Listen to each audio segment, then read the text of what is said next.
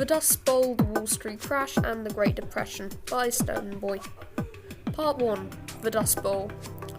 The Dust Bowl was a slang term for the large plains between Arizona, California, Utah, and Nevada. It is called such due to the huge amount of dust that was kicked up after American farmers ripped up millions of the roots holding the topsoil in place in order to replant it with crops.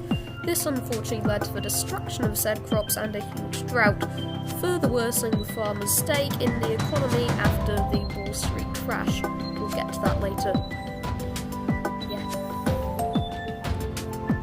This in turn would only add to the woes of the many millions of refugees fleeing to the Dust Bowl to find work and escape the avalanche of debt that was the Great Depression. Unfortunately, as with many things in life, the people bringing warning were also bringing the thing itself, that being a huge influx of potential workers to fill up what was comparably a tiny amount of potential jobs, as is the trend with nationwide recessions.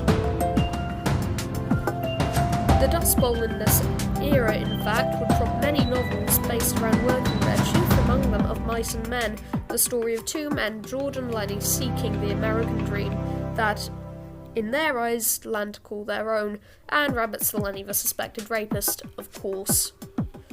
Part 2. The Wall Street Crash. The Wall Street Crash is so called because of the location of the US Stock Exchange on Wall Street.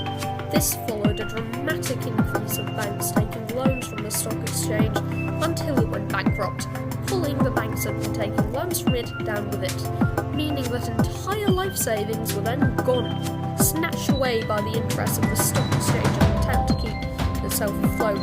This then led to the Great Depression, a sharp lower in the amount of tax the government was pulling in, raised taxes, less money, more poverty, and a never-ending loop that will continue until the eve of the Second World War. Yeah. Thank you so much for